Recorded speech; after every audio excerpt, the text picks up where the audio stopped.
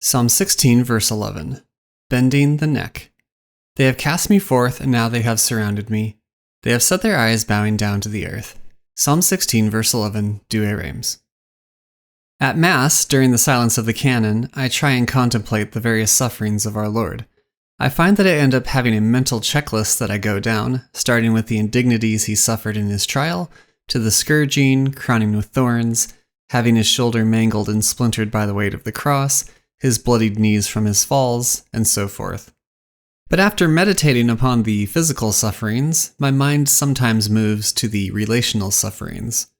As we are told in the Gospels, much of his family didn't believe in him. He was betrayed by a close friend, he was abandoned by his closest companions, his countrymen rejected him, and he was mocked and ridiculed by the pagans. Without diminishing the physical sufferings in any way, such disdain from those who should have loved him, and rejection by those who should have received him, must have also weighed heavily upon his soul, as the psalmist gave voice to 1,000 years before in prophetic dismay. Quote, "For if my enemy had reviled me, I would verily have borne with it, and if he that hated me had spoken great things against me, I would perhaps have hidden myself from him. But thou, a man of one mind, my guide and my familiar, who didst take sweetmeats together with me, in the house of God we walked with consent." Psalm 54, verses 13 through 15, Douay Rheims. In a previous passage, the psalmist already spoke of being surrounded by his enemies, and now he speaks of being cast forth, which as an action creates the condition in which they now have surrounded me. Cast forth in the Vulgate is proicientes, having the sense when used as a participle of casting down, casting forth, expelling, or banishing. Cicero gives a good sense of this in the exile of Lucius Catiline. Quote, "Beyond all question we ruin the man, we have defeated him splendidly when we have driven him from secret treachery into open warfare.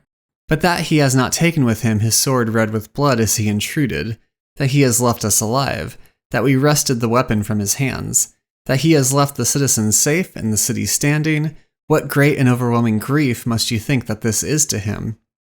Now he lies prostrate, O Romans, and feels himself stricken down and abject, and often casts back his eyes towards the city, which he mourns over as snatched from his jaws, but which seems to me to rejoice as having vomited forth such a pest, and cast it out of doors." Cicero against Catiline, 2:1-1 through 2:1-2. The rejoicing of the city of Rome at the casting forth of Catiline mirrors the gladness with which the enemies of the psalmist cast him forth. But this banishment is not merely to remove the psalmist from their midst, but rather for the express purpose of then destroying him. That is, he is cast forth from all support which he might otherwise have, so that his enemies might be able to surround and destroy him. Cicero speaks of how Catiline's treachery was brought into the open that he might be warred against openly, and in a similar manner the psalmist is cast forth that he might be fought against. And as he speaks elsewhere, it is not merely his enemies, but those who should be closest to him who have done this. Quote, "My friends and my neighbors have drawn near and stood against me, and they that were near me stood afar off, and they that sought my soul used violence, and they that sought evils to me spoke vain things, and studied deceits all the day long." Psalm 37, verses 12 through 13, Douay Rheims. There is a poignant lament in these verses, for the psalmist recalls that his friends and neighbors drew near, not to help him as they should, but rather to stand against him. And those who were near him and should have stood with him when this occurred have now stood far off, allowing it to happen, either through fear or a desire it should be done. These failures of charity and friendship then bleed seamlessly over into those who sought his soul, which implies that his friends and neighbors have become the very ones who desire these evils. After all, they speak vain things and study deceits, which describe betrayal more than the machinations of a known enemy. For the psalmist's enemies, exile is not enough. They are not content that he has denied their company or friendship or the goods of society. Their disdain for him requires his utter ruin and destruction. Quote, "One time they cast me forth, now they surround me. Those who just banished me from sharing or enjoying anything with them now seek me, surround me that they may overwhelm me with injuries, and the reason is because they have set their eyes bowing down to the earth. meaning they have firmly resolved not to look up to God, who is in heaven, nor to fear him, but to look down on the earth alone and seek the things that belong to it. St. Robert Bellarmine, A Commentary on the Book of the Psalms, 16:11. As was seen in the previous passage, the fixation of the wicked upon their own desires and the love of the things of this world does not lead to some neutrality in which the righteous are allowed to pursue righteousness.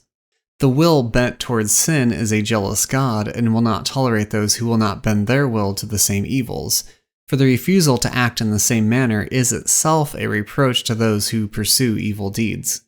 Their eyes are bowed down to the earth, their necks perpetually bent towards the loves and goods of this world, such that they cannot raise their eyes to heaven. The prophets of the Old Testament often used the imagery of the children of Israel being a stiff-necked people precisely for this reason, that their pride and lusts of the flesh kept their necks rigid and unable to contemplate the things of heaven or of God, and thus they continually ran after lesser gods and the transitory things of this world. The psalmist speaks of them in that they have set their eyes in such a manner, indicating that this did not happen by accident or circumstances beyond their control. Rather, they have chosen to bow their eyes to the ground, to stiffen their necks, to harden their hearts. And just as if you hold your neck in one position for too long it grows stiff, so the more one fixes one's will on something, the more it hardens and solidifies around what it has chosen. Evagrius of Pontus reads the casting out in terms of the soul being cast forth from virtue, such that vices then surround it. And since these vices crowd out charity in the soul, such charity being from God, the necessary consequence is that one's affections and desires are then bowed down towards the earth, towards the things of this world. The more we engage in vice, the more that bent of our hearts towards the world and its pleasures and goods stiffens and hardens, and without the assistance of grace, we cannot turn our eyes back to heaven. But God provides us the remedy to the hardness of our hearts, and the practice of penance, both in the reception of the eponymous sacrament and in the denial of the flesh, is a means by which God relaxes the stiffness of our wills, so that we may turn them again to Him. In this case, the remedy matches in opposition the malady, for just as the pleasures of this world and its goods, which appeal to our flesh, drag the soul down into the mud of its loves and affections, so the denial of the same purifies the soul, as grace operates within to cleanse and free us from the bonds of those same desires. This discipline which the Lord mercifully provides is sorrow to the flesh and its desires, but life to the soul.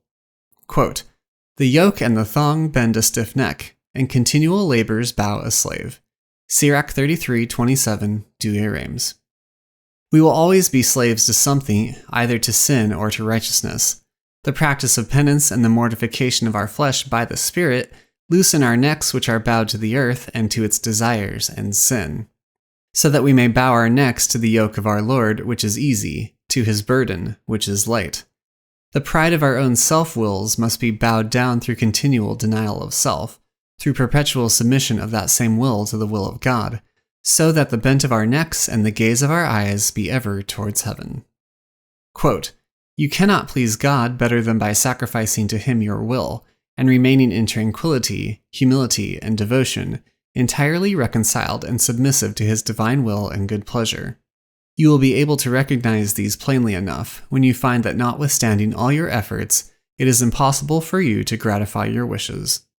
R.P. Quadrupani, Light and Peace, Part 2, Chapter 13, 7. They have cast me forth, and now they have surrounded me. They have set their eyes bowing down to the earth. Psalm 16, verse 11, Douay Rheims.